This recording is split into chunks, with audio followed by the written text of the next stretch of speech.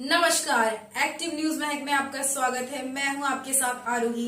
देखते हैं आज की नई ताजा खबरों में क्या है आपके लिए खास खबर पर। इस समय हमारे साथ मौजूद है पालघर सांसद डॉक्टर हेमंत सावरा जी। जैसे कि आप सभी जानते हैं, विधानसभा चुनाव का ऐलान हो चुका है और ऐलान होने के बाद अब नोटिफिकेशन भी जारी हो गया है, नामांकन प्रक्रिया शुरू हो चुकी है। लेकिन चूँकि महायुति हो या महाविकास आघाड़ी, उनके अंदरूनी अपने जो मामले हैं उसमें कहीं न कहीं थोड़ी पेचीदगियाँ है। इसको लेकर पालघर जिले में फ़िलहाल एक नालासोपारा 133 विधानसभा सीट पर ही प्रत्याशी अभी महायुति का डिक्लेयर हुआ है। हम उसी ऑफिस में राजन नाइक जी जो है उनको अधिकृत प्रत्याशी महायुति ने अपना बनाया है और यहाँ हमारे साथ सांसद महोदय है। इनसे यही चर्चा करते हैं कि क्या कुछ इनकी रणनीति है और किस तरह से ये पूरे चुनाव को देख रहे हैं। सर नमस्कार।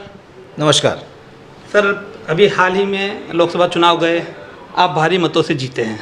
अब विधानसभा चुनाव है, हर एक चुनाव अलग अलग होता है, लोकसभा अलग है, विधानसभा अलग है। कितना चैलेंज है? चैलेंज तो है, लेकिन एक बात निश्चित है कि लोकसभा में जैसे परिवर्तन चाहिए था वैसे लोगों ने बहुत अच्छे मतों के मार्जिन से ये लोकसभा सीट जिताई है।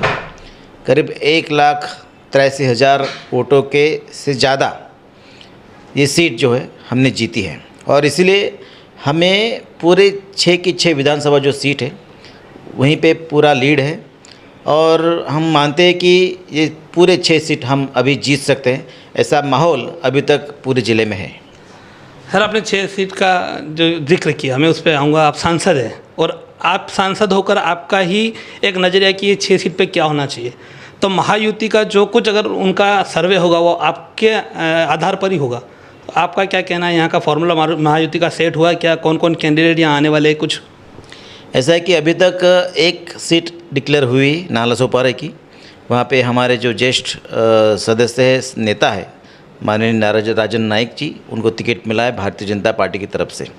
बाकी 5 सीटों के ऊपर अभी तक टिकट डिक्लेयर नहीं हुआ है, लेकिन उसकी बातचीत वरिष्ठ लेवल पे चल रही है। महायुति का जो फार्मूला रहेगा, जो सीट जो पक्ष को दी जाएगी, जो उम्मीदवार दी जाएगा, उसका पूरा प्रचार हम करेंगे और यहाँ से पूरे 6 की 6 सीट चुन के लाएंगे, ऐसे मुझे विश्वास है। अभी कैंडिडेट चुनाव में देरी हो रही है, लेकिन फिर भी एक चीज़ हर चुनाव में देखी जाती है कि असंतोष कहीं ना कहीं उभरता है।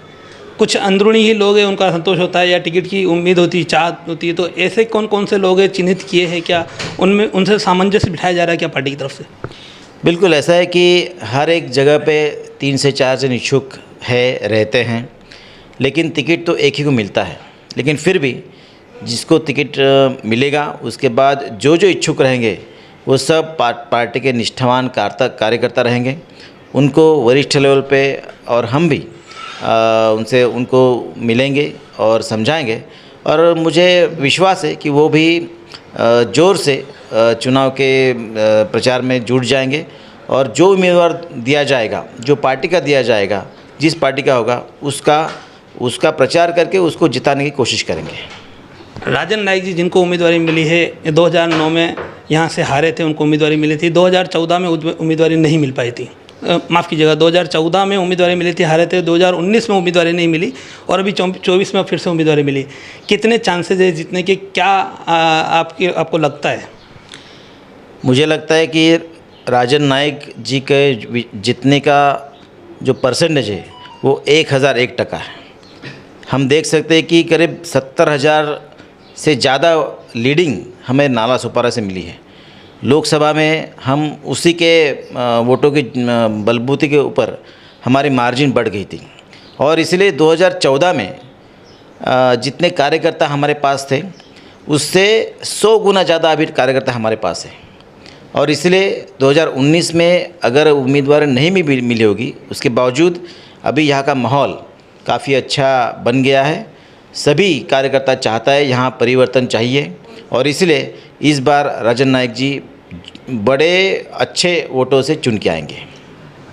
अगर वसई विरार की बात की जाए तो सर, वसई विरार के लोगों का जो एक मानसिकता है, केंद्र में नरेंद्र मोदी और स्थानिक लेवल पर हितेंद्र ठाकुर अप्पा हमें चाहिए, तो ये फैक्टर जो है आपको कहाँ तक इफ़ेक्ट करेगा और इस फैक्टर से बीजेपी अपने आप को कहाँ तक बाहर निकाल पाएगी? अभी जनता चाहती है कि परिवर्तन होना चाहिए। अभी ये फार्मूला नहीं चलने वाला है, क्योंकि अभी लोगों को विश्वास हो गया है कि अभी विकास चाहिए। जो कुछ हम देख सकते हैं कि 30-35 सालों से यहाँ पे जो स्थानिक लोग हैं वो विकास नहीं कर पाए हैं।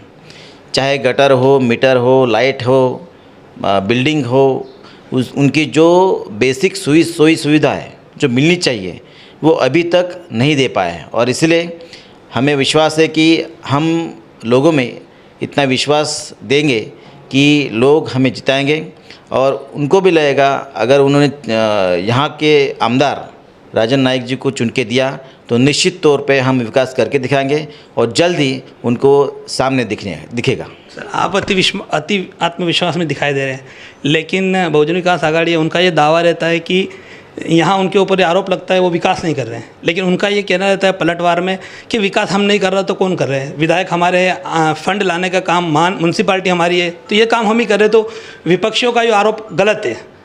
तो इस बार आपके मुद्दे क्या है कि जिस पे उनको आप सही मायने में टारगेट कर पाओ और अपने वोटर को समझा पाओ? ये बात अगर वो बोलते हैं कि विकास किया है उन्होंने, तो चाहे महानगर पालिका के किसी भी क्षेत्र में जाइए, किसी भी गली में जाइए, आप देखेंगे हर गटर का समस्या है, हर सोसाइटी की लाइट की समस्या है, हर सोसाइटी में पानी की समस्या है, रोड की समस्या है।